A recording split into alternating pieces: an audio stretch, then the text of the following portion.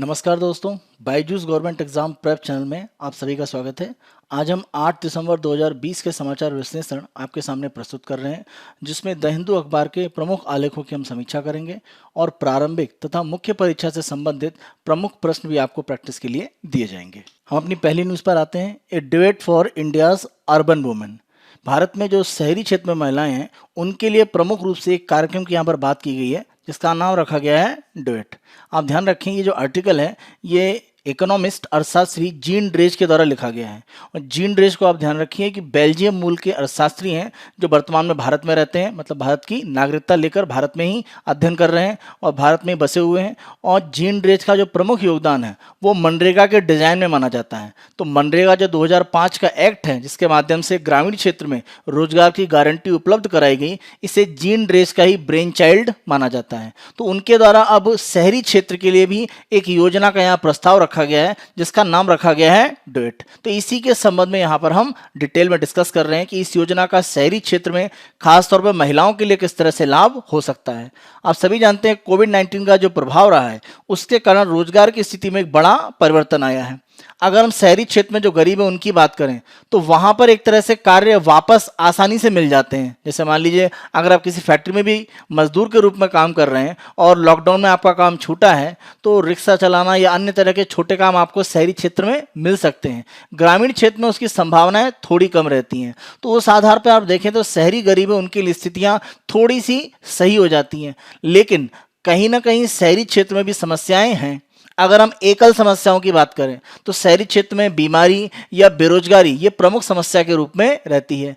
शहरी क्षेत्र में डेली अर्न करना, कमाना और खर्च करना ये प्रमुख आधार है। तो अगर रोजगार नहीं है तो ये समस्या है, और अगर किसी भी तरह की बीमारी जैसे कोविड-19 में कोई ग्रसित है तो उसके लिए समस्याएं बढ़ जाती हैं। और अगर सामूहिक रूप में आप देखें तो सामूहिक रूप में जैसे लॉकडाउन या रोजगार बंद हो जाता है, फैक्ट्री बंद हो जाती है, तो ये समस्या शहरी क्षेत्र में आती है। कोई प्राकृतिक आपदा आ गई, जैसे मुंबई या चेन्नई की बाढ़ की बात करें या हैदराबाद में अभी जो बाढ़ आई, इस तरह की स्थिति में जो शहरी गरीब है उनको समस्याएं बढ़ जाती हैं। या कोई वित्तीय संकट है, मान लीजिए किसी भी तरह की अगर कोई बीमारी भी है उस कारण से कोई समस्या उनको आई है, या बड़े पैमाने पर कोई मान लीजिए ऐसी बीमारी जैसे महामारी के रूप में कोविड-19 फैला हुआ है, तो उस कारण से बड़े पैमाने पर बहुत सारे लोगों को, शहरी गरीबों को समस्याएं आती हैं। तो सामूहिक और एकल हर प्रकार की समस्या शहरी क्षेत्र में गरीबों को भी आ सकती है। तो यहाँ पर अगर हम देखें तो शहरी क्षेत्र में जब सरकार मदद करने की बात करे तो सरकार को केवल खाद्य सुरक्षा का ध्यान नहीं रखना चाहिए, यानी राशन की दुकानों के माध्यम से सस्ता राशन उपलब्ध कराना यही पर्याप्त नहीं है। प्रमुख जो यहाँ पर उद्देश्य है कि रोजगार पर आधारित एक तरह से जो सहायता है वो देने का प्रस्ताव किया जाना चाहिए। और इसी कड़ी में जीन ड्रेज के द्वारा ये डुएट प्रोग्राम को यहाँ पर एक तरह से प्रस्तावित किया गया है। अगर इसकी फुल फॉर्म आप देखें, विकेंद्रित शहरी रोजगार तथा प्रशिक्षण, decentralise urban employment and training, DUET, इसी डुएट के संबंध में हम यहाँ पर डिस्कस कर रहे हैं। तो यहाँ पर डुएट प्रोग्राम में यह कहा गया है कि एक मजदूरी स्टैंप, यानी एक तरह का एक डाक टिकट जैसा या कह सकते हैं एक तरह का एक डॉक्यूमेंट है जिसको वेज स्टैंप या मजदूरी स्टैंप कहा गया है, उसको जारी किया जाए और वो एक दिन के लिए वैलिड हो, यानी 24 घंटे के लिए कोई एक जो मजदूरी स्टैंप है वो वैलिड हो। और ये जारी कौन करेगा? इसको सार्वजनिक क्षेत्र की जो संस्थाएं हैं उनके द्वारा जारी किया जाएगा, जैसे विश्वविद्यालय हैं, सार्वजनिक क्षेत्र के सरकारी होटल हैं, स्कूल की बात करें, हॉस्पिटल, स्वास्थ्य केंद्र, म्यूजियम, लाइब्रेरी, शरण स्थल जो शेल्टर हाउसेस होते हैं, जेल की बात करें, कार्यालय, अलग अलग जो विभाग हैं, रेलवे स्टेशन, परिवहन निगम, PSU यानी सरकारी क्षेत्र की जो कंपनियां हैं, शहरी स्थानीय निकाय जैसे अगर हम बात करें नगर निगम या अन्य संस्थाएं, तो इनके द्वारा एक तरह से ये मजदूरी स्टैंप जारी किया जाएगा। और इस मजदूरी स्टैंप के माध्यम से वो छोटे कार्यों के लिए, जैसे हम बात करें प्लम्बिंग का काम है या बिजली से संबंधित किसी इलेक्ट्रीशियन का काम है या कहीं पर मान लीजिए छोटा मोटा निर्माण कराना है, तो जो भी इस तरह से काम करते हैं राजमिस्त्री, उनकी अगर हम बात करें तो इस तरह के जो छोटे काम है उनके लिए श्रमिकों को इस मजदूरी स्टैंप के माध्यम से हायर किया जा सकता है, लिया जा सकता है और उनको रोजगार दिया जाएगा। और जो भी उनकी मजदूरी है वो बैंक खातों में उनके जमा की जाएगी। तो किसी भी तरह की यहाँ पर भ्रष्टाचार की जो संभावना है वो एक तरह से नकारी जा सकती हैं। तो सीधे बैंक खातों में उनके पैसा दिया जाएगा। अब किस मजदूर को लेना है, कौन कौन सी संस्थाएं लेने वाली हैं, इसके संबंध में सारा काम करने के लिए एक स्वतंत्र संस्था होनी चाहिए। यानी एक प्राइवेट ऐसी कोई कंपनी या कोई ऐसी संस्था बनाई जाए जो प्लेसमेंट एजेंसी के रूप में हो। यानी जब स्टैंप जारी किया जाए किसी भी, जैसे मान लीजिए कोई लाइब्रेरी के द्वारा जारी किया गया, तो लाइब्रेरी में कौन कौन काम कर सकते हैं और जो अप्लाई करेंगे उनमें से किसको जॉब मिलेगा, ये कोई स्वतंत्र संस्था, इंडिपेंडेंट कोई ऑर्गेनाइजेशन हो उसके द्वारा किया जाए। एक प्लेसमेंट एजेंसी जैसी व्यवस्था होनी चाहिए जिससे किसको रोजगार मिल रहा है या नहीं मिल रहा है, इसमें भ्रष्टाचार को भी न्यूनतम किया जा सके। अगर इसके लाभ देखें तो सबसे बड़े लाभ के पार्ट पर है कि जो कार्य विविधता है वो रोजगार प्रदाता में बढ़ जाती है। यानी कोई संस्था है उसके द्वारा जो रोजगार दिए जा रहे हैं, तो जब छोटे कार्यों के लिए भी लोगों को इस तरह से हायर किया जाएगा तो उस संस्था में कार्य करने की जो विविधता है वो एक तरह से बढ़ जाती है और रोजगार प्रदान करने की विविधता वो तो बढ़ती है। तो पहला लाभ तो ये है। दूसरा, विशेष कर्मियों की आवश्यकता नहीं है, क्योंकि आप एक दिन के लिए हायर कर रहे हैं, 2 दिन के लिए हायर करने वाले हैं, यानी 2 दिन का स्टैंप जारी कर रहे हैं, तो आप परमानेंट बेसिस पर नहीं कर रहे हैं, रोजगार भी दिया जा रहा है और स्थायी कर्मचारी भी नहीं आपके बढ़ रहे हैं, तो आपके स्टाफ में बढ़ोतरी नहीं हो रही है लेकिन आपका काम भी हो जा रहा है, तो विशेष कर्मियों की आवश्यकता नहीं रहेगी। उत्पादक कार्य में योगदान, और जो भी इसमें काम होगा ये प्रोडक्टिव होगा, यानी अर्थव्यवस्था में इसके लाभ दिखाई पड़ेंगे। जैसे कोई भी संस्था है उसके द्वारा जब अपना मेंटेनेंस या मरम्मत किया जाता है तो कहीं ना कहीं ये भी एक तरह से लंबे समय तक उस संस्था के सुचारू रूप से कार्य करने को सहायक बनाता है। या कोई कंपनी में मान लीजिए कोई मशीन है उसका मेंटेनेंस किया जाता है इस तरह से प्राइवेट बाहर से कर्मचारियों को लेकर, तो ये भी कहीं ना कहीं उस कंपनी में मशीन के लंबे समय जो उत्पादन है उसको सुनिश्चित करता है। तो उत्पादन कार्य में एक तरह से योगदान यहाँ से मिलता है। और एक जो प्रमुख यहाँ पर लाभ है, जो भी मजदूर है उसको न्यूनतम मजदूरी की एक गारंटी यहां पर मिल जाती है, क्योंकि सरकारी संस्थाओं के माध्यम से रोजगार दिया जा रहा है। तो न्यूनतम मजदूरी की जो गारंटी जो हमारी नई श्रम संहिता भी कह रही है उसके अनुसार एक तरह से मिलेगा। DoT कार्यक्रम का अगर हम बड़े रूप में योगदान देखें तो सार्वजनिक संस्थाएं इसमें शामिल हो रही हैं, तो उनके रखरखाव या मेंटेनेंस में जो खर्चा है या मेंटेनेंस के लिए जो भी व्यवस्था होती है वो इस DoT प्रोग्राम के माध्यम से की जा सकती है। DoT में अगर हम कौशल प्राप्त यानी जो स्किल्ड लोग हैं उनको शामिल करेंगे तो ये भी एक तरह से जो काम करने की स्थितियां हैं और जो काम है उसका जो महत्व है उसको बढ़ाएगा। जो स्किल्ड लेबर या कौशल प्राप्त जो श्रमिक है उसको भी इस रोजगार में शामिल किया जाए। और जब भी यहां पर बात की जाए कि रोजगार दिया जा रहा है इस स्टैम्प के द्वारा, यानी लोगों को हायर किया जाएगा, तो उनको प्रशिक्षण ट्रेनिंग देने की बात भी की जाए, यानी जो कुशलता प्राप्त है उनके माध्यम से या अन्य रूप से। तो आप रोजगार तो देंगे, काम तो देंगे ही, साथ साथ आप प्रशिक्षण की व्यवस्था भी एक तरह से उपलब्ध कराएंगे। तो यहां पर आप देखें DoT प्रोग्राम में इसीलिए कहा गया है शहरी रोजगार तथा प्रशिक्षण, यानी अगर आप कुशल नहीं हैं तो आप काम कर रहे हैं और साथ में नई कुशलता भी आपको ट्रेनिंग के रूप में साथ साथ दी जा रही है। तो ऐसी व्यवस्था अगर हम करेंगे तो मजदूरों को एक कुशल मजदूर के रूप में हम भविष्य के लिए बदल सकते हैं, वो उनके रोजगार मिलने की संभावनाओं को भविष्य में और ज्यादा बढ़ाएगा। तो इस रूप में DoT का एक महत्व देखा जा सकता है। DoT योजना का एक दूसरा रूप ये बताया जा रहा है कि अगर यहाँ पर महिलाओं को प्राथमिकता दी जाए, अगर महिलाओं को प्राथमिकता दी जाती है तो उसके लाभ क्या हैं। ध्यान रखें यहाँ पर महिला आरक्षण की बात नहीं की जा रही है कि DoT में जो भी काम है उसमें महिलाओं को कुछ परसेंटेज आरक्षण दिया जाए। यहाँ पर बात की जा रही है कि पूर्ण रूप से उस काम को महिलाओं के लिए आरक्षित किया जाए। उदाहरण के लिए हम मानते हैं कि किसी भी संस्था में, मान लीजिए किसी विश्वविद्यालय में 100 कर्मचारियों की आवश्यकता है काम करने के लिए, और 100 कर्मचारियों का जो ये स्टैंप है इसको जारी किया गया और मान लीजिए 100 महिलाएं काम करने के लिए उपलब्ध हैं, तो 100 महिलाओं को यहाँ पर काम दे दिया जाएगा। अगर मान लीजिए 100 की जगह केवल 90 उपलब्ध हैं तब 10 पुरुषों को भी काम दिया जाएगा। तो यहाँ पर यह कहा जा रहा है कि अगर महिलाएं उपलब्ध हैं तो पूर्ण रूप से DoT में जो काम है वो महिलाओं को दिया जाए। इसके माध्यम से शहरी क्षेत्र में जो महिलाएं हैं उनको लक्षित किया जा सकता है, तो अगर वो उपलब्ध है तो पूर्ण रूप से उनको दिया जाए। और यहाँ पर जैसे मैंने पीछे डिस्कस किया कि यहाँ पर एक प्लेसमेंट एजेंसी की जरूरत होगी। जो कर्मचारी हैं और जो संस्थाएं इस स्टैंप के माध्यम से रोजगार के लिए किसी व्यक्ति को हायर करेंगी तो आवश्यकता पड़ेगी प्लेसमेंट एजेंसी की। तो प्लेसमेंट एजेंसी का जो काम है वो महिलाओं को भी दिया जा सकता है, तो ये भी एक काम DoT में हो सकता है। अब महिलाओं के लिए ध्यान रखें कि यहाँ पर कहा जा रहा है कि 4-4 घंटे की एक पार्ट टाइम जो शिफ्ट है उसमें काम की व्यवस्था दी जाए, यानी लंबे वर्किंग आवर नहीं रखे जाएं। अब अगर छोटे वर्किंग आवर होंगे तो इसका लाभ क्या है कि जो परिवार वाली महिलाएं, यानी जिन महिलाओं के बच्चे हैं, वो भी यहाँ पर रोजगार आसानी से कर सकती हैं। तो पार्ट टाइम अगर हम रखेंगे तो सामान्य जिसके बच्चे नहीं है महिलाओं के और जिनके परिवार हैं, बच्चे हैं, ये जिम्मेदारियां हैं घर की, वो भी यहाँ पर 4 घंटे की शिफ्ट में काम कर सकती हैं। तो इससे डिबेट में जो महिलाओं की भागीदारी है उसको और ज्यादा विस्तारित किया जा सकता है। आर्थिक जो आत्मनिर्भरता है ये महिलाओं को प्राप्त होगी, क्योंकि कहीं ना कहीं सीधे उनके खाते में जो मजदूरी का पार्ट है वो पहुंचेगा, तो वो उनको आर्थिक रूप में आत्मनिर्भर बनाएगा। और जितनी आर्थिक आत्मनिर्भरता महिलाओं में आती है उसका लाभ ये होता है कि जो लैंगिक भेद है, जो जेंडर इनइक्वालिटी है भारत में, वो कहीं ना कहीं घटती है और महिलाओं का जो उत्पीड़न है उसको भी रोकने में एक तरह से मदद मिलती है। क्योंकि आर्थिक रूप में अगर आप सबल हैं तो आप किसी भी तरह के उत्पीड़न का विरोध कर सकते हैं। तो ये दो बड़ी समस्याओं को हम महिलाओं के लिए शहरी क्षेत्र में भी हल कर सकते हैं अगर उनको डिबेट में रोजगार की गारंटी यहां पर दी जाती है।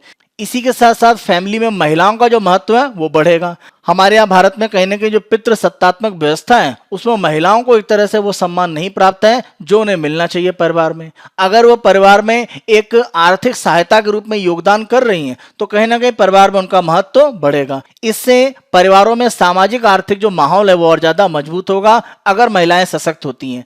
कौशल प्राप्त करना, यहाँ पर हमने बात करी थी कि ट्रेनिंग भी दी जाएगी, तो महिलाएं जो किसी कुशलता के साथ में नहीं है तो काम करते हुए कोई वो कुशलता भी सीख सकती हैं। तो अगर उनके पास नया कौशल आएगा तो भविष्य में उनके और अच्छा रोजगार पाने की संभावनाएं बढ़ेंगी। तो इस पर एक तरह से काम किया जा सकता है। हम ध्यान रखें कि भारत में महिलाओं की भागीदारी अगर हम वर्कफोर्स में देखें, जो कार्यबल या श्रम बल है हमारे में, वहां पर बहुत कम है। और यह आंकड़ा अगर हम नेशनल सैंपल सर्वे के 2019 के डाटा को देखें, इस आंकड़े को अगर हम देखें तो 15 से 59 ईयर्स की एज में जो महिलाएं हैं उनमें केवल 20% की भागीदारी है कार्यबल की अगर हम बात करें शहरी क्षेत्र में। तो यह आंकड़ा बहुत नीचे है और माना जाता है कि जनसंख्या का लगभग आधा भाग महिलाएं बनाती हैं और उनकी कार्यबल में जो कम भागीदारी है वो अर्थव्यवस्था में नुकसान पहुंचाती है।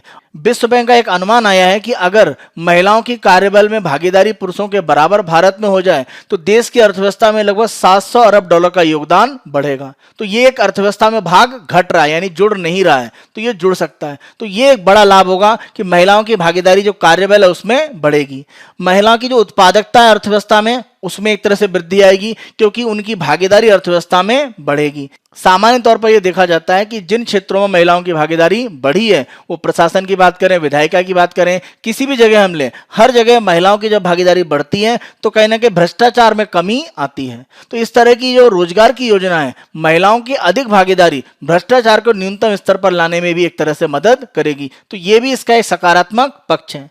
ध्यान रखें, ये जो योजना का एक प्रपोजल दिया गया है जीन ड्रेस के द्वारा, यूरोप में इस तरह की योजनाएं चलती हैं, वहां पर सर्विस वाउचर इस तरह से जारी किए जाते हैं। लेकिन ध्यान रखें, अंतर यह है कि डेट सरकारी क्षेत्र की जो संस्थाएं हैं उनके लिए एक तरह से कहा जा रहा है, जबकि सर्विस वाउचर जो यूरोप में है वो निजी संस्थाओं के द्वारा या निजी लोगों के द्वारा एक तरह से उपयोग किया जाता है। जैसे आपको कोई सर्विस वाउचर जारी है तो उस वाउचर के आधार पर आप घर में काम करने के लिए, सफाई के लिए, खाना बनाने के लिए, इस तरह से जो अपने घरेलू काम है उनके लिए किसी व्यक्ति को हायर कर सकते हैं और उस पर कुछ सब्सिडी या छूट भी मिलती है इन वाउचर के माध्यम से। तो मिलता जुलता है लेकिन अलग है, वहां पर यूरोप में निजी क्षेत्र के लिए है और जो यहां पर डेट प्रोग्राम की बात की जा रही है ये सरकारी क्षेत्र की संस्थाएं उनके द्वारा संचालित किया जाएगा।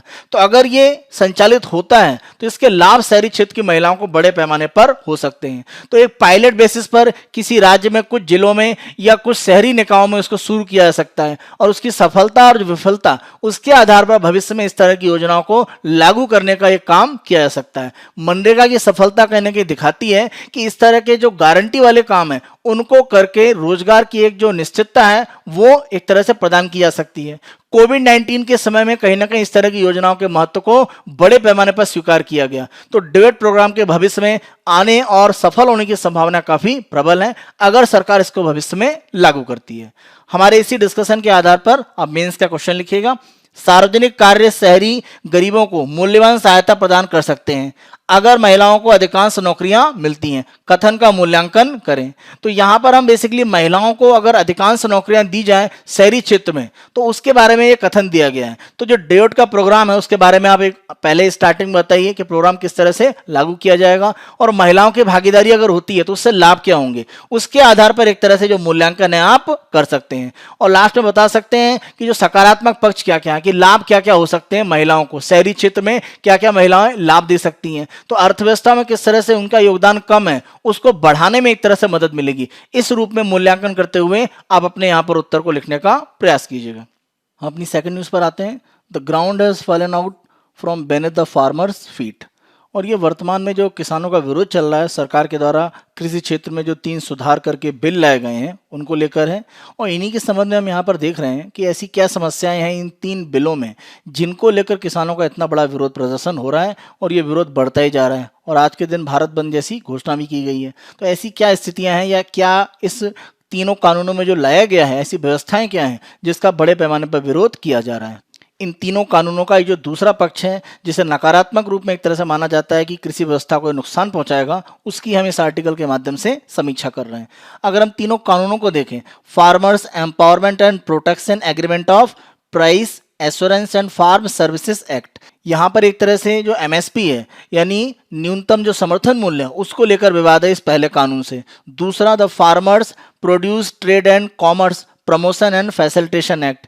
इसी के साथ साथ अगर हम कृषि मंडी की बात करें, जो APMC राज्य मंडियां उसके बाहर जो मंडियां संचालित होंगी उनके संबंध में व्यवस्था। और तीसरा the essential commodities amendment bill यानी आवश्यक वस्तु अधिनियम, उसमें जो संशोधन किया गया है यानी कुछ आवश्यक वस्तुओं का जो स्टॉक नहीं हो सकता था वो लिमिट अब समाप्त कर दी गई है, यानी इनका स्टॉक या भंडारण किया जा सकता है। इन तीनों कृषि जो बिल लाए गए हैं सुधार के रूप में उनकी हम यहाँ पर समीक्षा कर रहे हैं कि किस तरह से ये विवादित रूप में माने जा रहे हैं। अगर हम पहला पॉइंट देखें तो केंद्र सरकार के द्वारा ये जो बिल लाया गया है, पहला इसका विरोध ये किया जाता है कि ये कहीं ना कहीं संवैधानिक पार्ट पर सही नहीं है। क्योंकि जब हम कृषि की बात करते हैं तो कृषि क्या है, राज्य का विषय है, ये राज्य सूची का विषय है। तो केंद्र के द्वारा इस तरह का कानून कैसे पारित किया जा सकता है। अगर हम राज्य सूची में 4 देखें बिंदु, यानी राज्य सूची में अगर हम एंट्री 14 की बात करें तो कृषि के बारे में यहाँ पर है जो राज्य का विषय है। एंट्री 18 की बात करें तो जो कृषि भूमि के संबंध में जो भी कार्य होते हैं उनके लिए है। एंट्री 46 की बात करें तो कृषि आय पर अगर किसी तरह का कर लगता है तो राज्य के अधीन है। और अगर हम एंट्री 28 की बात करें, जो बाजार या मेले लगते हैं उन पर भी एक तरह से राज्य सरकार का नियंत्रण होता है। तो यहाँ पर अगर आप कृषि मंडी से बाहर किसी तरह के मंडी या बाजार की बात कर रहे हैं तो ये कहीं ना कहीं जो एंट्री 28 है उसका एक तरह से उल्लंघन दिखाता है। APMC के बाहर जो मंडियां राज्य में स्थापित की जाएंगी उन पर राज्य शुल्क नहीं लगा पाएगा, तो ये एक तरह से राज्य को जो राजस्व प्राप्त होता है उससे वंचित करने की स्थिति है। तो ये भी कहीं ना कहीं संवैधानिक भावना के विरोध में आता है। अगर हम यहाँ पर देखें तो जिस तरह से भारत में राज्य सूची, संघ सूची और संवर्ती सूची के माध्यम से शक्ति का जो पृथक्करण है यानी सेपरेशन ऑफ पावर ये किया गया है, उसका एक तरह से ये उल्लंघन दिखता है। और ध्यान रखें, शक्ति का जो पृथक्करण है यह भारत में लोकतंत्र का एक आधार है। केंद्र को, राज्य को शक्तियां मिली हुई हैं और अपने अपने अलग अलग डोमेन में वो काम करते हैं। तो अगर एक दूसरे में हस्तक्षेप करेंगे तो लोकतांत्रिक जो व्यवस्था का आधार है वो कमजोर होगा। दूसरा अगर हम पॉइंट देखें तो जो कृषि व्यापार है इसको एक तरह से डिजिटल कॉन्ट्रैक्ट के रूप में बांध दिया गया है। अब किसी भी तरह का डिजिटल जो कॉन्ट्रैक्ट होगा, आप किसान की बात करें तो सामान्य हमारे यहाँ जो किसान है बहुत पढ़े लिखे नहीं है, बहुत बड़ी संख्या में वो निरक्षर हैं या कह सकते हैं उन्हें डिजिटल जो कॉन्ट्रैक्ट जैसी जो भी एग्रीमेंट होंगे उनके बारे में बहुत समझ नहीं होगी। तो किसान की समझ से एक तरह से परे माने जाएंगे इस तरह के एग्रीमेंट। तो ऐसे समझौते में वो अपना पक्ष किस तरह से मजबूती से रखेंगे। अब इसके लिए किसान को करना क्या पड़ेगा, जब वो कॉन्ट्रैक्ट को नहीं समझेगा तो उसे मध्यस्थ या कोई मीडिएटर रखना पड़ेगा जो इस काम को कर सके, यानी कॉन्ट्रैक्ट के बारे में इंफॉर्मेशन उसको बता सके उसके शब्दों में। तो इसके लिए अगर वो अलग से व्यक्ति को रखेगा या अलग से कोई संस्था ऐसी होगी जिससे वो किसी विशेषज्ञ को हायर करेगा, तो ऐसी स्थिति में कृषि की जो लागत है वो बढ़ेगी। कृषि की लागत बढ़ने का मतलब कृषि में किसानों की जो आमदनी है उसमें कमी आएगी। तो ये एक समस्या के पार्ट पर है। आप ध्यान रखें, जब आप इस तरह के कॉन्ट्रैक्ट फार्मिंग की शुरू करते हैं तो कहीं ना कहीं वकीलों को जो शुल्क है उसके माध्यम से किसानों का जो खर्च है वो भी बढ़ेगा, क्योंकि बिना वकील के माध्यम से इस तरह के जो लीगल कॉन्ट्रैक्ट हैं वो किसानों को करना आसान नहीं होगा। और ऐसी स्थिति में अगर कॉन्ट्रैक्ट में कोई समस्या आती है तो उसको लेकर जो विवाद है वो एक तरह से जो कंपनी है वो किसान के खिलाफ उसका उपयोग कर सकते हैं और ऐसी स्थिति में किसान एक उत्पीड़न का शिकार हो सकता है। तो ये जो डिजिटल कॉन्ट्रैक्ट की बात की जा रही है कृषि व्यापार में, ये किसानों के लिए समस्याएं बढ़ा सकता है। इसी के साथ आप ध्यान रखें, अगर हम मूल अधिकार की बात करें 19(1)(f, तो इसमें कोई भी आप एक तरह से अपना व्यवसाय करते हैं वो स्वतंत्र रूप से करने की आपको आजादी दी गई है। तो यहां पर जो कृषि कार्य है उसको स्वतंत्र रूप से करने की किसानों की जो एक मूल अधिकार है उसका एक तरह से हनन माना जा रहा है। तो यहां पर एक मूल अधिकार का भी उल्लंघन होता है। आजीविका के लिए किसान का जो संघर्ष होगा वो अनुच्छेद 21 का एक तरह से विरोध दिखाएगा। एक अच्छे जीवन स्तर के लिए जो गारंटी है वो एक तरह से जो कृषि में कार्य करने वाले व्यक्ति हैं उनको प्राप्त होनी चाहिए और ऐसा हमारे जो राज्य के नीति निर्देशक तत्व हैं यानी directive principle of state policy, उसमें आर्टिकल 43 के द्वारा कहा गया है। तो इनका एक तरह से उल्लंघन हो रहा है क्योंकि कहीं ना कहीं जो किसान है वो कानूनी विवाद में एक तरह से फंसने की स्थिति में जा सकता है अगर इस तरह के कॉन्ट्रैक्ट आते हैं। तो ये दूसरी एक बड़ी समस्या देखी जा रही है। तीसरी अगर हम समस्या यहां पर देखें तो तीसरा प्रमुख जो विवाद है वो किसान की परिभाषा को लेकर है। यहां पर जो फसल बोने वाले हैं या कृषि में जो श्रमिक हैं या कृषि में जो जुताई करने वाले हैं उनको शामिल नहीं किया गया है। भारत में आप ध्यान रखें बड़े पैमाने पर खेती वो करते हैं जिनके नाम से कृषि भूमि नहीं है। तो हमारे यहाँ अभी एक तरह से जो सुधार है कृषि भूमि का वो बड़े पैमाने पर नहीं हो पाया है। तो ऐसी स्थिति में बहुत बड़ा हिस्सा जो कृषि में कार्य कर रहा है वो एक लीगल जो परिभाषा इस कानूनों में दी गई है किसान की उससे अलग हो जाता है। तो किसान का जो लाभ है वो असली में जो खेती कर रहे हैं उनको नहीं मिल पाएगा। तो ये स्थिति कहीं ना कहीं कृषि क्षेत्र में बड़ी समस्या ला सकती है भविष्य में, क्योंकि असली जो खेती करने वाले उनके लिए लाभ की स्थिति नहीं दिख रही है और बड़े किसानों के लिए एक तरह से कह सकते हैं संभावनाएं हो सकती हैं, लेकिन मध्यम और निम्न स्तर पर और जो किसी दूसरे की जमीन पर जुताई करके केवल कार्य कर रहा है और फसल का बंटवारा करता है किसान जो इसके नाम से खेती की जमीन है उसके साथ में, उनके लिए समस्याएं बढ़ सकती हैं। आप ध्यान रखें किसान के लिए एक तरह से माना जा रहा है कि जो भी उसका उत्पादन है जो वो प्रोडक्शन कर रहा है उसमें जो निर्णय है प्रोडक्शन, जैसे मान लीजिए कोई कॉन्ट्रैक्ट किया गया कि 1 हेक्टेयर में इतना उत्पादन होगा, ये इसका मूल्य है।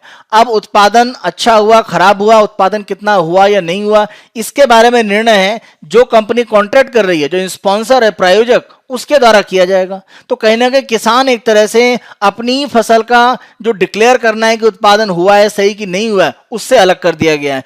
यह भी कहीं ना कहीं किसान को कमजोर करने की स्थिति दिख रही है। इस कानून में ऐसी कोई व्यवस्था नहीं है कि प्रायोजक जब भी उत्पादन के संबंध में कोई निर्णय देता है कि उत्पादन सही हुआ है कि नहीं हुआ है उसके कारण बताने के लिए वो बाध्य नहीं है। और ऐसी स्थिति में अगर किसान को लगता है कि कोई गलत अनुमान लगाया जा रहा है तो वो कानूनी एक तरह से दांवपेच में जाएगा। ऐसी स्थिति में अगर किसान जो निर्णय प्रायोजक का है उत्पादन को लेकर उसका विरोध करता है तो उसके पास एक ही उपाय है कि वो कानूनी प्रक्रिया में जाए। तो कृषि में जो भी वर्तमान व्यवस्था है उसमें कानूनी प्रक्रियाओं की एक तरह से जो बढ़ोतरी है वो देखी जाएगी और ये किसानों को कहीं ना कहीं नुकसान की स्थिति में लाएगी।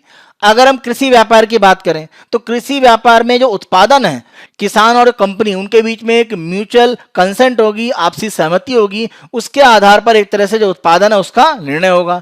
अब उत्पादन की जो गुणवत्ता है, क्वालिटी है, किस ग्रेड का है या उसमें स्टैंडर्ड मानक क्या है, उसका एक तरह से निर्णय करने के लिए थर्ड पार्टी को एक तरह से रखा जाएगा।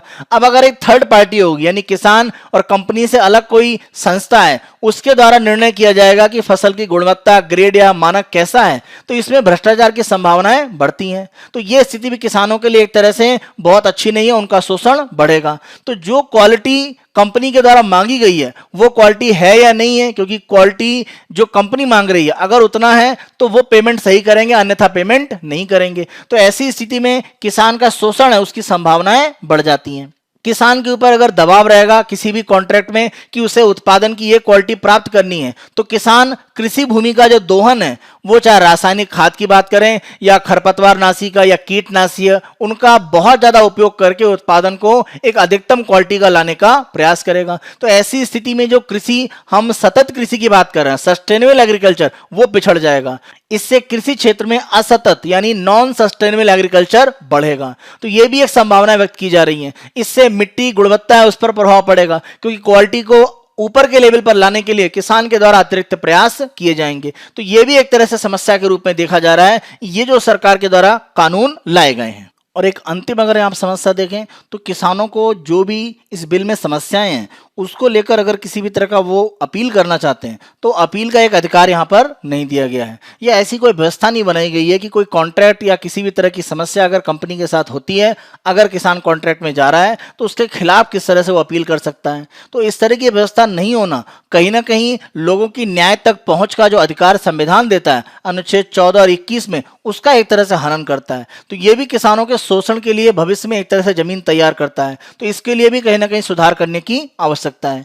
और इसी के साथ साथ इस कानून में कुछ ऐसे टर्म यूज किए गए, ऐसे शब्द डाले गए हैं जिनके बहुत सारे अलग अलग मीनिंग लगाए जा सकते हैं। तो जब भी कोई कानूनी प्रक्रिया में कोई कॉन्ट्रैक्ट किसी का जाएगा तो कोई भी मान लीजिए लॉयर या वकील है या कोई भी इस तरह की कंपनी है जो किसी बड़ी कंपनी को लीगल रूप में रिप्रेजेंट कर रही है, वो इस तरह के जो शब्द डाले गए हैं एक्ट में उनका दुरुपयोग करके किसान का शोषण कर सकता है। जैसे एक्स्ट्रा ऑर्डिनरी सर्कमस्टेंसेस।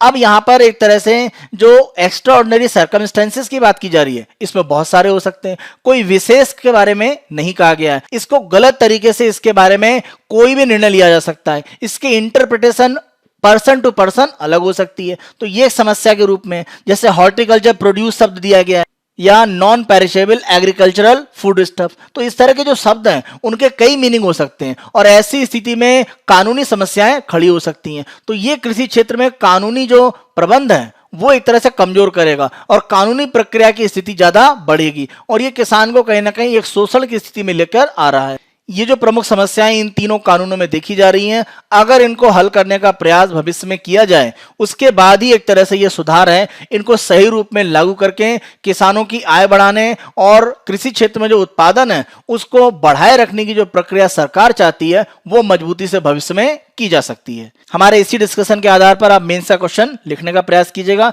यह तर्क दिया जा रहा है कि नए कृषि अधिनियम किसान विरोधी और महत्वपूर्ण संवैधानिक सुरक्षा उपायों का उल्लंघन करते हैं, आलोचनात्मक समीक्षा करें। तो यहां बेसिकली आपको जो संवैधानिक व्यवस्थाएं हैं जैसे राज्य सूची की बात करें या अनुच्छेद 14, 21 की बात करें, 43 की बात करें, उसके संबंध में आपको बताना है। और साथ साथ जो अन्य तथ्य जैसे किसान की परिभाषा के बारे में, ये ऐसे शब्द डाले गए हैं जिसमें कोई विशेष एक उसका अर्थ नहीं है, उसके कई अर्थ हो सकते हैं। तो जो हमने अलग अलग डिस्कस किया उनको आप बताकर एक तरह से यहाँ बताएंगे कि क्या क्या इसमें समस्याएं हैं।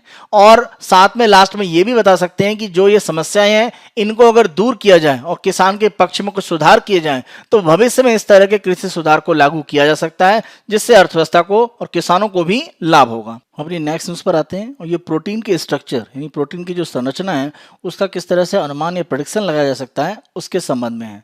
और एक आर्टिफिशियल इंटेलिजेंस के आधार पर एक तरह का एक सिस्टम बनाया गया है जिसका नाम दिया गया है AlphaFold2। इसके द्वारा प्रोटीन की जो संरचना है उसका अनुमान काफ़ी सटीक रूप में एक तरह से लगाया गया है। तो ये प्रोटीन की संरचना को लेकर एक तरह से जो वैश्विक प्रयोग हो रहे हैं उसमें एक बड़ा परिवर्तन माना जा रहा है, क्योंकि जो भी प्रोटीन की संरचना के अनुमान है और बाद में प्रयोग के आधार पर जो मिलता है उसमें बहुत अंतर आ जाता है। तो यहाँ पर आर्टिफिशियल इंटेलिजेंस के द्वारा प्रोटीन की जो संरचना बताई गई है वो काफ़ी हद तक सटीक। AlphaFold2 की बात करें तो ये आर्टिफिशियल इंटेलिजेंस पर आधारित एक प्रोग्राम है जिसके द्वारा प्रोटीन की संरचना का पता लगाया गया है। आप ध्यान रखें प्रोटीन सभी जीवों में महत्वपूर्ण होता है, इसीलिए जैविक विकास की अगर हम बात करते हैं या विभिन्न बीमारियों की बात करते हैं या प्रतिरक्षा की बात करते हैं जो शरीर में अलग अलग जीवों में होता है तो उसके बारे में अनुमान लगाने में आसानी होगी, क्योंकि सभी जीवों में प्रोटीन एक प्रमुख रूप में उपस्थित है और उसकी संरचना पता लगने पर इन अलग अलग क्षेत्रों में हम आसानी से काम कर सकते हैं।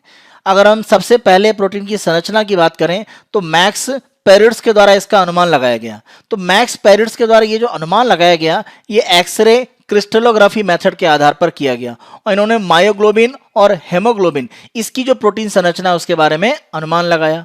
हीमोग्लोबिन की जो प्रोटीन संरचना का पता चला उसी कारण से हमें यह अनुमान सही रूप में मालूम पड़ा कि ऑक्सीजन का जो भी संचरण है वो हीमोग्लोबिन के द्वारा किया जाता है। हीमोग्लोबिन अगर प्रोटीन की बात करें तो इसमें जो अमीनो एसिड है उसमें एक अमीनो एसिड का जो परिवर्तन है वो सिकल सेल जो बीमारी है, जो रक्त की बीमारी होती है, उसको एक तरह से उसका कारण माना जाता है। तो आप देखें हमने हीमोग्लोबिन प्रोटीन का स्ट्रक्चर पता लगाया और उसमें प्रोटीन में जो अमीनो एसिड है उसमें जो परिवर्तन है उसके आधार पर सिकल सेल जो बीमारी है उसके बारे में अनुमान लगाया जा सकता है। तो इसीलिए प्रोटीन का जो स्ट्रक्चर है वो अगर हमें पता है तो कई तरह की बीमारियों के बारे में अनुमान लगाना काफ़ी आसान हो जाता है। प्रोटीन संरचना का अगर हमें अनुमान सही रूप में पता चल जाता है तो प्रोटीन का जो भी कार्य है उसका अनुमान लगाना, और अगर प्रोटीन की संरचना में किसी तरह की कोई समस्या है, कोई कमी है, कोई डिफेक्ट है, तो उससे क्या क्या समस्याएं आ सकती हैं, कौन कौन सी बीमारी हो सकती है, उसके बारे में अनुमान हम लगा सकते हैं। जब हम प्रोटीन के क्रम की बात करते हैं, यानी प्रोटीन का जो सीक्वेंस है उसको तो आसानी से हम पता लगा सके हैं, लेकिन जब हम बात करते हैं प्रोटीन का जो अंदर स्ट्रक्चर है उसके बारे में, उसके 3D स्ट्रक्चर के बारे में, तो यहां पर समस्याएं आती हैं और 3 मेथड है जिसके माध्यम से इसको पता लगाया जाता है। तो ये बहुत ज्यादा अभी सफल रूप में नहीं किया जा सका है। ये जो नई सफलता मिली है आर्टिफिशियल इंटेलिजेंस के माध्यम से, इसको काफी महत्वपूर्ण माना जा रहा है। तो 3 विधियां अगर हम देखें तो X-ray crystallography, nuclear magnetic resonance method और क्रायो इलेक्ट्रॉन माइक्रोस्कोपी, ये 3 मेथड है जिनके माध्यम से जो 3D स्ट्रक्चर है प्रोटीन का उसका अनुमान लगाया जा सकता है। तो इसके आधार पर देखें तो ये तीनों रूप में 3D स्ट्रक्चर का अनुमान लगाना काफी आसान है। भारत में अगर हम देखें तो प्रोटीन की संरचना के बारे में काम काफी लंबे समय से होते रहे हैं। अगर हम देखें तो जीएन रामचंद्रन, उनके द्वारा रामचंद्र प्लॉट नाम का एक डिवाइस बनाया गया, और इस डिवाइस का प्रयोग आज भी जो प्रोटीन की संरचना है उसकी वैधता, यानी वो वैलिड है या नहीं है, उसको सिद्ध करने के लिए किया जाता है। तो आप देखें भारत का एक काफी बड़ा योगदान है प्रोटीन संरचना के अगर अनुसंधान की बात करें। प्रोटीन की संरचना को लेकर विश्व में अलग अलग प्रयोग होते रहते हैं। तो जो भी संरचना किसी के द्वारा बताई जाती है, प्रयोग के आधार पर जब इसको टेस्ट किया जाता है तो वो सही है या गलत है, इसका अनुमान कैसे लगाया जाए। तो इसीलिए 1994 में एक वैज्ञानिक है जॉन मॉल्ट, उनके द्वारा एक प्रोग्राम शुरू किया गया CASP, यानी critical assessment of protein structure prediction. तो इसमें होता यह है कि अलग अलग जो भी लोग रिसर्च कर रहे हैं उनके द्वारा जो भी संरचना बनाई जाती है या बताया जाता है उसको इस प्रोग्राम में लाया जाता है, और जो प्रयोग करने पर संरचना आती है उसको मैच किया जाता है। अगर दोनों मैचिंग होती हैं तो उसके आधार पर एक तरह से उसको कुछ पॉइंट दिए जाते हैं। तो प्रोटीन संरचना के लिए एक प्रतियोगिता इसको आप समझ सकते हैं। तो यहां पर अनुमान लगाया जाता है और बाद में प्रयोग के आधार पर क्या स्ट्रक्चर मिला है उसको सिद्ध किया जाता है। तो अगर दोनों मैच करते हैं, यानी जो संरचना बताई गई किसी अनुसंधान में और प्रयोग में सिद्ध हो जाती है, तो एक पॉइंट रखा गया जिसको कहा जाता है ग्लोबल डिस्टेंस टेस्ट। तो इसे GDT पॉइंट कहा जाता है। तो GDT में अगर अनुमान लगाया गया और प्रयोग सही हो जाता है तो उसको 100 एक तरह से स्कोर दे दिया जाता है, यानी जो अनुमान लगाया गया वो बिल्कुल सही सिद्ध हुआ। जो अनुमान लगाया गया और जो प्रयोग में निकला अगर उसमें अंतर आता है या मान लीजिए बिल्कुल ही विपरीत आ जाता है तो उसको वैल्यू दे दी जाती है 0, यानी बिल्कुल ही मिलान नहीं हुआ। तो आर्टिफिशियल इंटेलिजेंस के प्रयोग से पहले अगर हम देखें तो जो भी ये हमारा GDT टेस्ट है इसमें सामान्य तौर पर 20 नंबर एक तरह से मिल रहा था, यानी 20% जो भी संरचनाएं बताई जा रही थी प्रोटीन की वो प्रयोग में सही पाई जा रही थी, अन्यथा सही नहीं सिद्ध हो रही थी। तो ये आंकड़ा अगर हम देखें आर्टिफिशियल इंटेलिजेंस का प्रयोग करके जो प्रोटीन संरचना के बारे में अनुमान लगाया गया है उसमें स्कोर कितना मिला है 90। इसका मतलब है कि लगभग 90% जो अनुमान है वो प्रयोग में सही पाया गया है। तो कहीं ना कहीं आर्टिफिशियल इंटेलिजेंस के प्रयोग से प्रोटीन संरचना के बारे में हमारा जो भी ज्ञान है वो बढ़ेगा, और इसके आधार पर क्योंकि जीवों में ये सामान्यता पाया जाता है तो प्रोटीन की संरचना का अनुमान अगर हम सही रूप में लगा पाएंगे तो कई प्रकार की बीमारियां और कई प्रकार के प्रोटीन के जो कार्य हैं वो भविष्य में पता लगाना और उनका इलाज करना कहीं ना कहीं आसान होगा। नेक्स्ट उसको हम देखते हैं इन्वेस्टिंग इन इंडियाज यूथ। यहाँ पर अगर हम देखें तो भारत में युवा आबादी विश्व में अगर हम देखें तो सबसे अधिक है। तो कहीं ना कहीं युवाओं के लिए संभावनाएं हैं उसको बढ़ाने की आवश्यकता है। और यहाँ पर इस आर्टिकल के माध्यम से यूनेस्को की एक जो रिपोर्ट आई है जिसमें भारत में state of education report 2020 Bharat के लिए जो जारी हुई है उसमें वोकेशनल एजुकेशन, यानी इस तरह की शिक्षा जिसके माध्यम से रोजगार आसानी से उत्पन्न हो पाए और बच्चों को रोजगार के लिए जल्दी तैयार किया जा सके, इसके बारे में एक तरह से कहा गया है। तो इसी संबंध में हम आर्टिकल की समीक्षा कर रहे हैं। अगर हम कोविड-19 में देखें, विद्यार्थियों की संख्या देखें तो लगभग 32 करोड़ के आसपास विद्यार्थी है जो सीखने के लिए एक तरह से तैयार है। उनमें हम छोटे बच्चों से लेकर जो ग्रेजुएशन या रिसर्च कर रहे हैं उन सभी को शामिल कर दें। तो जो भी लर्नर हैं, जो भी सीखने के लिए तैयार हैं, विद्यार्थी और साथ में अनुसंधान में जो लोग हैं, तो लगभग 32 करोड़ की एक बड़ी संख्या है जो प्रभावित हुई। इसी के साथ साथ लगभग 5 मिलियन लगभग 50 लाख के आसपास रोजगार छिने। तो कोविड 19 में कहीं ना कहीं युवाओं के लिए समस्याएं बड़े पैमाने पर दिखाई पड़ी। तो भविष्य के लिए हमें काम करने की आवश्यकता है और इसमें शिक्षा एक प्रमुख हमारी सहायक के रूप में हो सकती है। और माना जा रहा है कि इसमें ये TVET यानी टेक्निकल वोकेशनल एजुकेशन ट्रेनिंग ये प्रमुख रूप से सहायक है। यानी तकनीकी और जो वोकेशनल शिक्षा है उसको कहीं ना कहीं बढ़ावा देना और प्रशिक्षण को बढ़ावा देना ये प्रमुख रूप से हमें करने की आवश्यकता है भविष्य में। अगर विशेष प्रकार का कौशल हम युवाओं को इसके माध्यम से दे पाएंगे, टेक्निकल यानी तकनीकी और साथ साथ वोकेशनल शिक्षा के द्वारा, तो रोजगार की संभावनाएं उनमें बढ़ेंगी और ये कहने की अर्थव्यवस्था को मजबूती देगा। अगर हम 2009 में देखें तो भारत में नेशनल स्किल डेवलपमेंट प्रोग्राम शुरू हो गया। 2015 में इसको और मजबूत किया गया और यही समय था जब प्रधानमंत्री मोदी 2014 में पहली बार सत्ता में आए तो उनके द्वारा कौशल विकास पर बहुत ज्यादा ध्यान दिया गया। इसी के साथ साथ कौशल विकास तथा उद्यमशीलता जो मंत्रालय है उसका गठन किया गया। तो ये सब कहीं ना कहीं दिखाता है कि भारत में कौशल विकास को लेकर काफी महत्वपूर्ण काम 2014-15 से तेजी से हुए। स्किल इंडिया की बात करें, ये मिशन शुरू किया गया और प्रधानमंत्री के द्वारा भारत को स्किल कैपिटल कौशल राजधानी बनाने का एक तरह से एक जो नारा दिया गया, तो ये कौशल विकास में भारत की तरफ से जो प्रयास किए जा रहे हैं उनको एक तरह से दर्शाता है।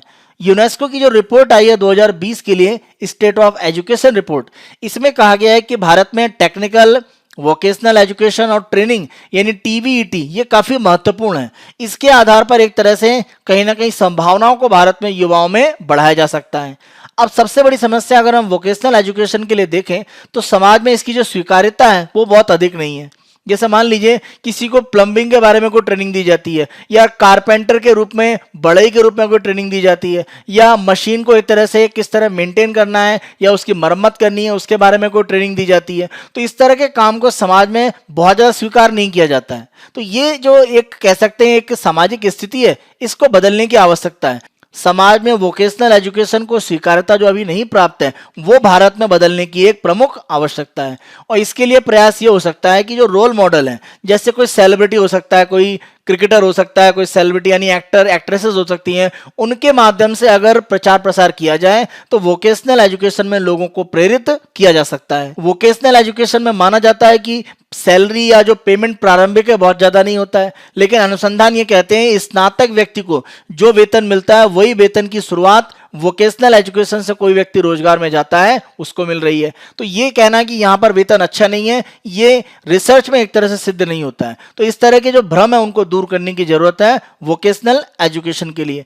अगर आपके पास कोई वोकेशनल एजुकेशन का सर्टिफिकेट है तो रोजगार आपको आसानी से मिल सकता है। कोई स्नातक प्राप्त किसी तरह की डिग्री होल्डर है, अगर हम उसकी तुलना में देखें, वोकेशनल एजुकेशन को अगर हम देखें तो रोजगार के एक पर्याय के रूप में बदला जा सकता है। अगर आपके पास वोकेशनल एजुकेशन का कोई डिप्लोमा या सर्टिफिकेट है तो आपको रोजगार मिलने की संभावना बहुत ज्यादा है। भारत में वर्तमान में देखें तो जो स्किल्ड लेबर है, कुशल कर्मी है, उनकी संख्या बहुत ज्यादा नहीं है। सरकार प्रयास जरूर कर रही है। हमारा जो उद्योग जगत है वो कुशल कर्मियों की हमेशा मांग रखता है और वो पूरी नहीं हो पाती है। अगर वोकेशनल एजुकेशन को बढ़ाया जाएगा तो कुशल कर्मियों की संख्या बढ़ेगी।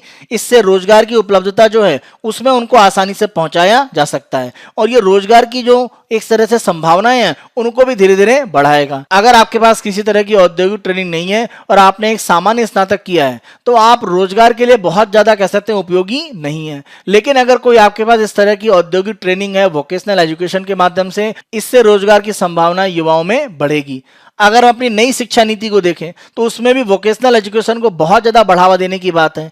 इस नीति के माध्यम से ये कहा गया है कि 50% जो विद्यार्थी हैं उनमें कोशिश करनी है कि वोकेशनल एजुकेशन को बढ़ाया जाए। किसी भी प्रकार की औद्योगिक या रोजगार परक जो शिक्षा है वो उनको दी जाए और ये 2025 तक लक्ष्य प्राप्त करना सरकार ने इस नई शिक्षा नीति में लक्षित किया है। सरकार की तरफ से नई शिक्षा नीति में कहा गया है कि ग्रेड 6 से ही वोकेशनल एजुकेशन को एक तरह से स्वीकार किया जाएगा और शुरुआत की जाएगी, क्योंकि जल्दी शुरुआत करने पर कहीं ना कहीं कुशलता ज्यादा अच्छे से आने वाली उम्र में किसी भी युवा को दी जा सकती है। तो ये इसकी रोजगार की उपलब्धता को कहीं ना कहीं ही सुनिश्चित करेगा। जो भी वोकेशनल एजुकेशन है वो स्थानीय संभावना के आधार पर होनी चाहिए। जैसे मान लीजिए किसी जगह पर लकड़ी का बड़ा व्यापार होता है, तो फर्नीचर बनाना या अन्य तरह के लकड़ी के जो भी उत्पाद है उनके संबंध में वोकेशनल एजुकेशन को बढ़ावा दिया जाए। तो जो स्थानीय संभावनाएं हैं उसके आधार पर वोकेशनल एजुकेशन होनी चाहिए और ये रोजगार की संभावना को बढ़ाएगा।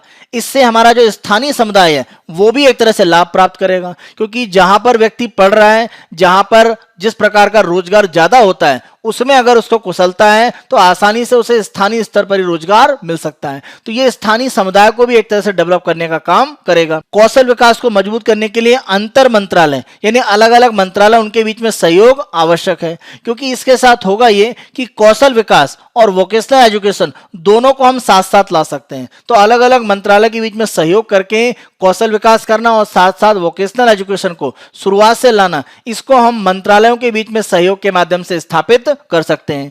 कोविड-19 जैसी महामारी में अगर हम देखें तो वोकेशनल एजुकेशन का जो महत्व है वो और ज्यादा एक तरह से बढ़ जाता है, क्योंकि अगर वर्तमान में हम देखें तो अर्थव्यवस्था हमारी बहुत अच्छी स्थिति में नहीं है, लेकिन अगर technical vocational education training TVET को बढ़ावा दिया जाता है तो माना जा रहा है इससे कुशल कर्मी तैयार होंगे और अर्थव्यवस्था में जो भी रोजगार है, क्योंकि रोजगार वर्तमान में कुशलता एक तरह से मांगता है, तो ऐसे लोग अगर तैयार होंगे तो रोजगार में उनको आसानी से डाला जा सकता है और यह अर्थव्यवस्था को दोबारा से पटरी में लाने पर एक तरह से कार्य करेगा।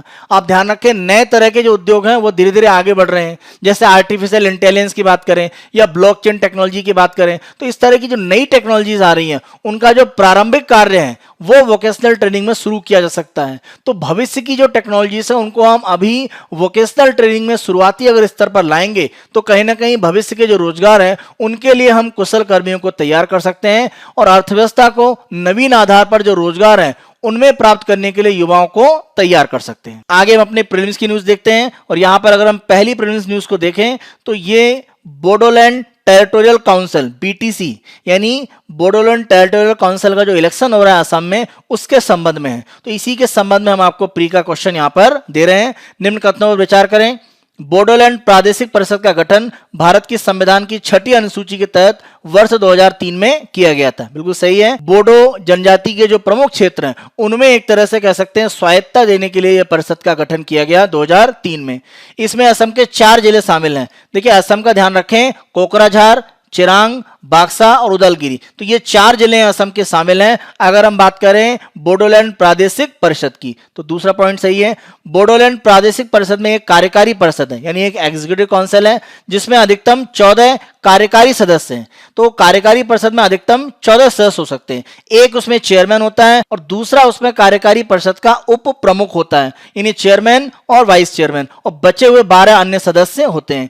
इस परिषद को 40 विभिन्न स्थानांतरित मामलों पर वैधानिक शक्ति प्राप्त है यानी इसको लेजिस्लेटिव पावर प्राप्त है 40 अलग अलग विषयों में, जिसमें कृषि की बात करें या हम वित्तीय अधिकार की बात करें या प्रशासन को चलाने के लिए, तो अलग अलग तरह के 40 कार्य करने की इसको शक्ति दी गई है। तो ये चारों स्टेटमेंट सही है। आंसर है आपका डी। नेक्स्ट उसको हम देखें तो यहां पर हाईकोर्ट के द्वारा एक निर्णय दिया गया है कि सेंट्रल पॉल्यूशन कंट्रोल बोर्ड यानी केंद्रीय प्रदूषण नियंत्रण बोर्ड के द्वारा जो भी कोविड-19 में कचरा उत्पन्न हो रहा है उसको डिस्पोज करने के लिए जो भी दिशा निर्देश है उनका पालन सुनिश्चित किया जाए। तो इसी के संबंध में हम आपको प्री का क्वेश्चन दे रहे हैं।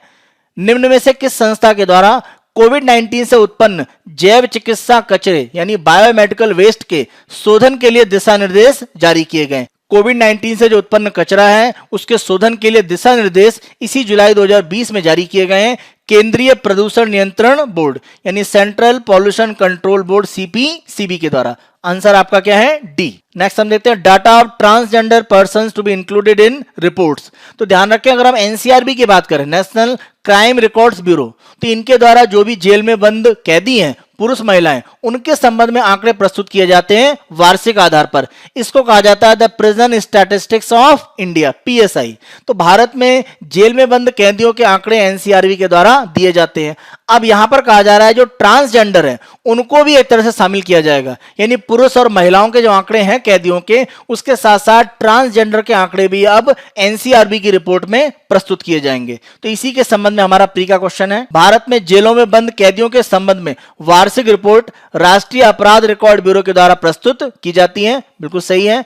दूसरा, इस रिपोर्ट में पुरुष तथा महिला कैदियों के संबंध में सूचना होती है। अभी तक की अगर हम बात करें जो रिपोर्ट जारी हुई है उनके लिए सही स्टेटमेंट है।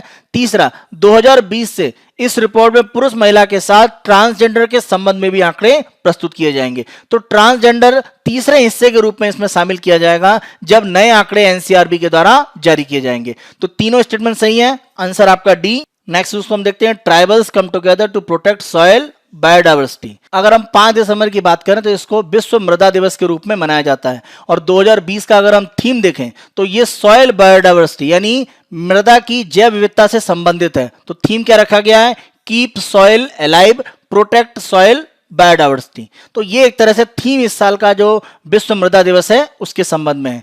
इसी के संबंध में एक पॉइंट आप देखें कि ग्लिंका विश्व मृदा पुरस्कार ये दिया जाता है, और ये दिया जाता है रूस के एक मृदा वैज्ञानिक हैं कॉन्स्टेंटिन ग्लिंका, उनके जो उन्होंने कार्य किया था तो उनके नाम पर एक तरह से दिया जाता है। तो मृदा के क्षेत्र में उनके द्वारा जो महत्वपूर्ण अनुसंधान किए गए इसीलिए उनके नाम पर ग्लिंका विश्व मृदा पुरस्कार दिया जाता है। और ये 2016 से एक तरह से दिया जा रहा है, खासतौर पर पर्यावरण, खाद्य सुरक्षा और गरीबी उन्मूलन में जो भी सॉइल या मृदा के क्षेत्र में अनुसंधान है उसका जो योगदान होता है उसके लिए दिया जाता है। और ध्यान रखें, इसे संयुक्त राष्ट्र संघ के खाद्य और कृषि संगठन की जो वैश्विक मृदा भागीदारी है उसके द्वारा दिया जाता है। तो वैश्विक मृदा भागीदारी के द्वारा ये ग्लिंका विश्व मृदा पुरस्कार दिया जाता है।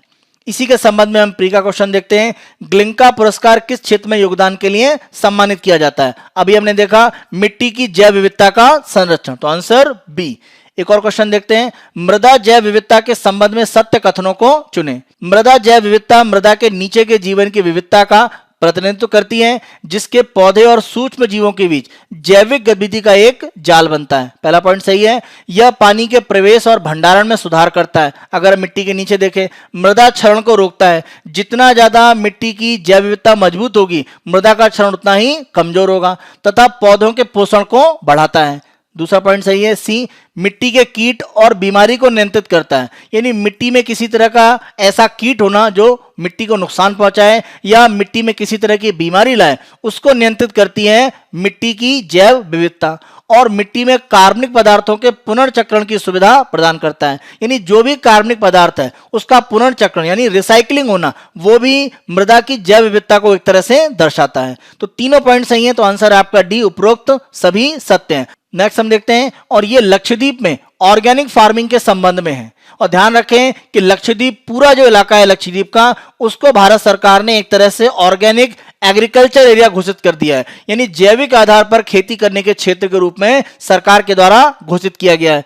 इसी के साथ साथ भारत सरकार की एक योजना चल रही है वन डिस्ट्रिक्ट वन प्रोडक्ट, और इसके आधार पर लक्षद्वीप की अगर हम बात करें तो पूरे लक्षद्वीप को एक जिले के रूप में माना गया है। और यहां पर किस फसल को आगे बढ़ाने की बात है तो वो रखा गया है नारियल, कोकोनट को। तो इसी के संबंध में हम आपको प्री का क्वेश्चन दे रहे हैं, निम्न में किस क्षेत्र को पूर्ण रूप से जैविक कृषि क्षेत्र घोषित किया गया है। तो आंसर आपका क्या है, लक्षद्वीप समूह, बी। एक और क्वेश्चन देते हैं, खाद्य प्रसंस्करण के केंद्र सरकार के वन डिस्ट्रिक्ट वन प्रोडक्ट कार्यक्रम के तहत किस उत्पाद को लक्षद्वीप समूह के द्वीपों के लिए नामित किया गया है। तो आंसर आपका क्या है, सी, नारियल। Quarterly return filing option for most GST pairs from January. जो भी भारत में जीएसटी देने वाले हैं उनके लिए 1 जनवरी 2021 से व्यवस्था कुछ बदली जा रही है। यानी अगर किसी जीएसटी देने वाले व्यक्ति का या किसी कंपनी का वार्षिक जो टर्नओवर है वो अगर अधिकतम 5 करोड़ रुपए है तो उनके द्वारा जो जीएसटी है वो मासिक अब नहीं दिया जाएगा, वो तिमाही, मासिक एक तरह से जो दिया जाता था उसकी जगह तिमाही अपना जीएसटी रिटर्न सरकार को दे सकते हैं। आप ध्यान रखें, इसमें लगभग 92% जो जीएसटी देते हैं वो कवर हो जाएंगे, यानी लगभग 92% जीएसटी देने वाले जो करदाता हैं वो 5 करोड़ से नीचे एक तरह से वार्षिक टर्नओवर करते हैं। तो इसी के संबंध में हमारा प्री का क्वेश्चन है, जीएसटी का रिटर्न सभी करदाताओं को मासिक आधार पर भरना होता है, सही स्टेटमेंट है। 1 जनवरी 2021 से यह रिटर्न उन करदाताओं के द्वारा तिमाही भरा जाएगा जिनका वार्षिक टर्नओवर 5 करोड़ तक है, तो बिल्कुल सही स्टेटमेंट है। दूसरा, भारत में 5 करोड़ तक का टर्नओवर करने वाले कुल जीएसटी करदाताओं की संख्या का 92% है। तीसरा स्टेटमेंट भी सही है, तीनों सही है, तो आंसर आपका डी 1 2 3 सभी सत्य हैं। तो ये हमारा 8 दिसंबर 2020 का समाचार विश्लेषण था। आने वाले दिनों में अन्य दिनों के समाचार विश्लेषण हम आपको इसी तरह से प्रस्तुत करते रहेंगे। प्री और मेंस के जो क्वेश्चन आपको दिए गए उनकी आप प्रैक्टिस करें। Byju's government exam prep channel को आप बेहद पसंद कर रहे हैं, अधिक से अधिक संख्या में लाइक, शेयर और सब्सक्राइब जरूर करें। Thank you.